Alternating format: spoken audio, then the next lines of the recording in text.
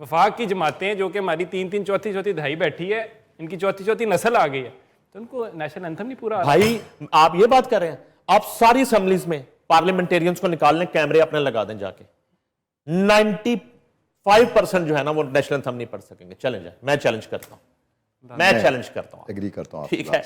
तो वो कहने का वहां मामला कुछ और चल रहा है पीपल्स पार्टी के अंदर, वहां मामला ही हो रहा है। ये किस तरह की पॉलिटिक्स है? हम हुकूमत में नहीं, हुकूमत के साथ रहेंगे, सदके हम वजारतें नहीं लेंगे, मगर हमें मुराद पूरी चाहिए। आसिफ अली जरदारी सदर पाकिस्तान होंगे, लेकिन हमने अब ये हो गया, ये इनसे ना वो बस गुजर गई, ट्रेन नहीं गुजर जाती, आखिरी ट्रेन नहीं होती, ये पछता रहे हैं असल में। अब इनके अंदर लड़ाइयां शुरू हो गई हैं। फरियाल तालपुर, आसिफ अली जरदारी, बिलावल भुट्टो जरदारी, ये ग्रुप है पीपल्स पार्टी में, ये धड़े बन चुके हैं। वो तो शेख रशीद कहते थे शीन से मीम निकलेगी, नून निकलेगी, एंड ऑफ द डे ये हो जाएंगे इकट्ठे। लेकिन इस वक्त सूरत हाल ये है कि कोई मुराद अली शाह को एक्सेप्ट नहीं कर रहा और वहां पे अपना सीएम लाना चाह रहा है, कोई किसी मिनिस्टर को चेंज करना चाह रहा है, कोई शर्जील मेमन की जगह को बंदा लाना चाह रहा है, कोई नासिर शाह की जगह बंदा ला रहा है। वहां पे तो सूरत हाल इस तरह की चल रही है।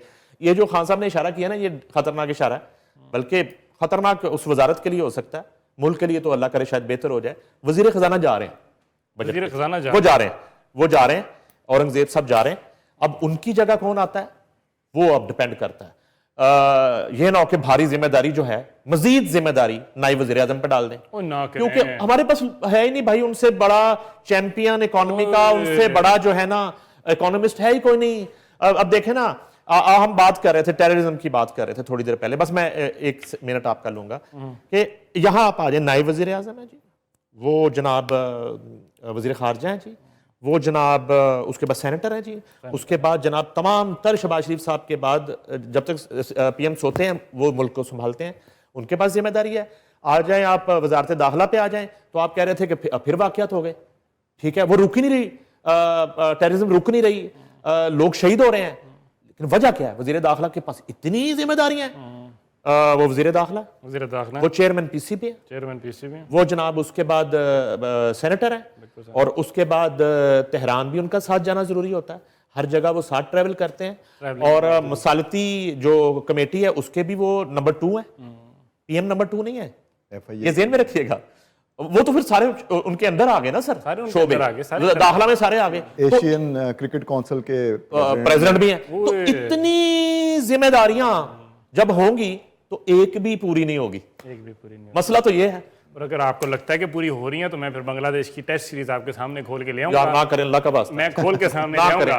ईद आ रही है, कोई अच्छी खबर, वो डिप्रेशन हो जाता है यार, बांग्लादेश से हार गए, व्हाइट वॉश हो गया है। सर बुरानी मौसम में बुरानी मनाना आपने, लेकिन 4 कंसेक्यूटिव टेस्ट मैच बांग्लादेश से, अल्लाह माफ करे 23 साल लगे हमारे भाइयों को हमें मैच हराते। खान साहब आपने क्रिकेट को बड़ा सपोर्ट किया जिंदगी में, बड़े बड़े प्लेयर्स को सपोर्ट किया है, आपके लगाए हुए पौधे खेल रहे हैं इस वक्त अल्हम्दुलिल्लाह, ठीक है, तो आपको इतनी 9 हुआ टाइम है तो थोड़ा क्रिकेट में तुसी संभाल लो। नहीं, वो अभी ईद के बाद ना ऑस्ट्रेलिया के साथ हमने मैच रखे हुए वनडे, इंशाल्लाह वो जीत जाएंगे सर। वो देखे ना 3 वनडे, इंशाल्लाह वो भी जीत जाएंगे। मैं ऑस्ट्रेलिया जीत जाएगी? नहीं सर, इधर आ रहे हैं ना, इधर आ रहे हैं। नहीं, हम कैसे जीत जाएंगे बड़े वनडे में? नहीं, हमें नहीं सर, हमें आदत नहीं है जीत ये सुनने की कि हम जीत गए हैं। प्लीज यार, हमारी एक आदत बन गई है, हमें सुनना है कि पाकिस्तान हार गया, हम तो आधा मैच देखते हैं और सो जाते हैं कि पाकिस्तान हार गया। सर ये नैरेटिव प्रोग्राम है, इसमें मैं नैरेटिव बना रहा हूँ कि ईद के बाद खुशी मिलेगी मैच जीतने की, अगर नहीं हार गए तो कोई और टीम को बुला लेंगे या चले जाएंगे। नरेशन इधर बुला के ना, बड़े सीनियर खिलाड़ी जब ना आए, छोटी टीम आती है आपकी, गजाफी की फ्लैट फट्टा विकेट पे, सीमेंट विकेट पे मैच खिलाते हैं आप जाके अपने घर के अंदर, फिर वहां पे वापसी से स्कोर करवाते हैं और आप जीतते हैं। हम कहीं वर्ल्ड चैंपियनशिप से बाहर तो नहीं हो रहे? टेस्ट में आपको ज्यादा नॉलेज है सर। वर्ल्ड टेस्ट चैंपियनशिप का तो हम 8वें नंबर पे आ गए हैं, बाहर हो चुके हैं, 8वें। वो तो पहले और दूसरा नहीं खेलना होता है, उसमें हम 8वें नंबर पे हैं। सुभान अल्लाह, कर लो गल फिर। तो खैर उसकी तो हम मैं क्या ही आपसे मतलब ये ना, ये ऐसी गुफ्तगू है कि आप, इसलिए ये जो डिवाइडेड पॉलिसीज हैं आपकी, ये मामला जो है बड़ा ज्यादा खराब तो है। मुल्क की इकोनॉमी जो है ना, उसके हालात क्रिकेट जैसे, मुल्क की इकोनॉमी के हालात क्रिकेट जैसे हैं, फिर क्या करें इसके अंदर? बात इतनी सी है, उससे खराब है। उससे खराब है? अच्छा, क्रिकेट से ज्यादा खराब है? क्रिकेट से इसलिए ज़्यादा ख़राब हैं, क्रिकेट देखने वाले पाकिस्तान में लेट से 60% होंगे, 70% होंगे। इकोनॉमी जो है वो आपकी तो असरअंदाज होती है 100% अवाम पे। बिल्कुल ऐसे ही है। तो ये फ़र्क है बस।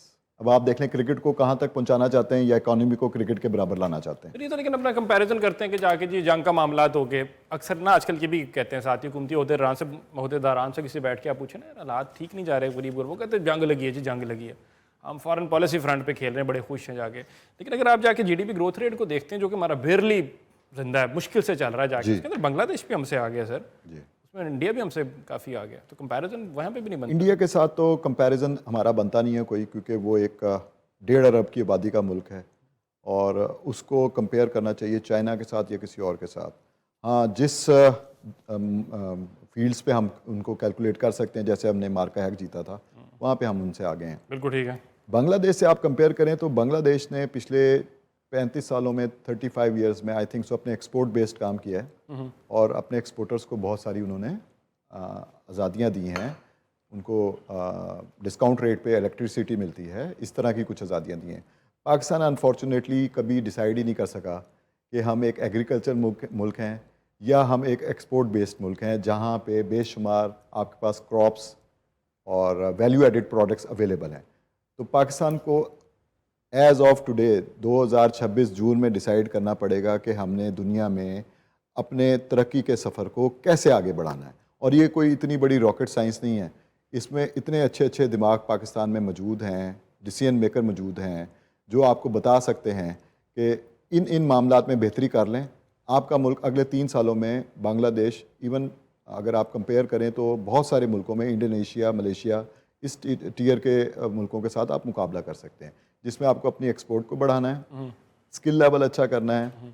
पाकिस्तान में सेहत, एजुकेशन सेक्टर पे आपने थोड़ा सा फोकस करना है, और जो आपकी यूटिलिटीज़ हैं, जो आपने महंगे रेट्स पे आपने IPPs के साथ सौदे किए हुए हैं, आप कैंसिल कर दें। आप वही 3 रुपये का, 4 रुपये का, 5 रुपये का, चले 10 रुपये का यूनिट दें गरीब आवाम को, सनती इदारों को, तो आप देखें आपका मुल्क कैसे फ्लरिश करेगा। इस मुल्क में नौजवानों की तादाद, इस मुल्क में सलीकामंद लोगों की तादाद, इस मुल्क में मुआशियत को समझने वाले लोगों की तादाद, इस मुल्क में मुल्क को बेहतर तरीके से आगे चलाने वाले लोगों की तादाद बहुत ज़्यादा है, और लॉयल्टी मौजूद है हमारे यहाँ। और चले मैं आपसे जिक्र करता हूँ, अभी ये प्रिडिक्शन ही समझ लें हालात के हिसाब से, इंटरनेशनल जिसको आप कहते हैं पैन वर्ल्ड, जो हालात चल रहे हैं, जंग वाली बात जो आपने की थी, इस फ्राइडे को मुझे ऐसा लगता है, मे बी नईम साहब मैं गलत हो जाऊँ, कि कोई 30 से 40 रुपए के दरमियान कोई हुकूमत शायद अनाउंस करे कि पेट्रोल हम सस्ता कर रहे हैं, और ये ईद का तोहफा है। लेकिन उसके बाद जो जुम्मा आएगा उसमें क्या होता है ये अल्लाह को पता है। नहीं, 417 पे जाके आप 30 रुपये ना सस्ता करें, आप ना एहसान करें, रख लें, हम घर रह लेंगे, हम अपने आप को मार लेंगे, आप ना करें, आप ना एहसान करें। सर वही वाली आपकी बात, जाके 150 रुपया बढ़ा के बाद में आपने 20 रुपये कम करके हमें आके आपने राज़ी करना है, ऐसे होगा नहीं सर। आप एजुकेशन की आपने बात की कि मुल्क को आगे लेके जाना, तो एजुकेशन पे आपका फोकस होना चाहिए सर। 1.9% आपका बजट के अंदर उसका GDP के अंदर हिस्सा था टोटल जी सर। 51% जो आपने लोन रीपेमेंट पे गुजार देना जाके, बाकी 20-22% जाके वो हमारी गुस्ताखी माफ, मिलिट्री को हमने चले जाना है, डिफेंस के अंदर चले जाना, पीछे बचा क्या पीछे सर बच जाता है। देखें अभी जिस तरह नईम साहब ने बात की थी कि आप IMF से बेहतर डील क्यों नहीं कर सकते, आप कर सकते थे। ये कुछ मौका था जहाँ पे आपके साथ 7-8 इस्लामी मुल्क खड़े थे और आपको दुनिया की अकेली सुपर पावर की आशीर्वाद हासिल थी, तो आपको अच्छा बार्गेन करना चाहिए था। IMF को उन्हें कहना चाहिए था कि ये जो आपके टारगेट्स हैं इसको पेंडिंग कर दें। औरंगजेब साहब को इसी की सजा मिल रही है, इसलिए जा रहे हैं। उन्होंने बेटर नेगोशिएशन नहीं की। देखें आपने इमरान खान साहब के दौर हुकूमत में अपना स्टेट बैंक जो है गिरवी रख दिया हुआ है, पॉलिसी मेकिंग जो है वो IMF के पास चली गई है। चलें जो आपके पास रह गई हैं चीज़ें जो आपके इख्तियार में, आप उस पर तो बेहतर बार्गेन करें। आप कह दें कि जी आपके टैक्स टारगेट्स जो है इस साल पेंड कर दें, ये हर जगह पे होता है, हर इदारे में होता है कि टारगेट पूरे नहीं हुए, बिजनेस में भी ऐसे ही होता है। तो थोड़ा सा आप सॉफ्ट करवा लेते हैं उसको और कह देते हैं कि नेक्स्ट ईयर में आप इसको 110% कर दीजिएगा, तब आपकी एक्सपोर्ट बढ़ जाएंगी, मुल्क खुल जाएगा, आपकी एक्सपोर्ट्स और सारे मुल्कों के साथ आपके ताल्लुकात बेहतर होने शुरू हो जाएंगे। तो आप वो टारगेट अचीव कर लेते। आवाम को तो रिलीफ देते, आवाम को रिलीफ नहीं दिया। इसको मैं थोड़ा सा और एक्सपैंड करूंगा कि पाकिस्तान एग्रीड टू व्हाट, ये कैसा डिजास्टर्स इनकी कंडीशनैलिटी से जिन पे एग्रीमेंट की जाके हमने आपकी टैक्स टू GDP रेशियो जो है उसको उन्होंने बढ़ा के 13.6% के ऊपर उन्होंने साइन किया। यानी आपने जो प्रीवियसली एग्जाम सेक्टर्स भी थे उनको भी आपने टैक्स करना है, जितनी एनर्जी सब्सिडीज दी थी आपने आपने कहा जी खत्म हो गई, यानी 33% इलेक्ट्रिसिटी और 22% जो गैस की प्राइस हाइक आई वो इनकी वजह से आई। Maintaining market based exchange rate जो था, यानी रुपया कमजोर ही रहेगा, इंपोर्ट बढ़ाते जाओ सर, रुपये को हमने मुस्तहकम होने ही नहीं देना, हमारा तो कोई है ही नहीं, ना 3 में ना 13 में जाके फिस्कल डेफिसिट जो है उसको कम करना है आपने, प्राइवेटाइजेशन स्टेट एंटरप्राइजेस को आपने वो करना है। पीआईए आपके सामने है, जाके शुरू में रुकी, उसके बाद पीआईए हो गई, क्यों हुई भी, किस वजह से हुई, वो आपके सामने है। टेररिज्म की बात अभी तक की, वो नईम हनीफ साहब ने जिक्र किया उसका, जाके सर इन्हीं की हुकूमत के अंदर ना 2024 वो साल था जिसके अंदर पिछली एक दिहाई का highest number of recorded terror related activities हमने देखी। 1500 से 2000 के करीब तो आपने ऑपरेशन कर दिए थे, तो उसके बाद हम एक्सपेक्ट कर रहे थे कि सर अब कुछ ना कुछ तो होगा, मोहसिन भाई बैठे हुए हैं, कुछ ना कुछ तो निकालेंगे, लेकिन सर वो कुछ निकला नहीं।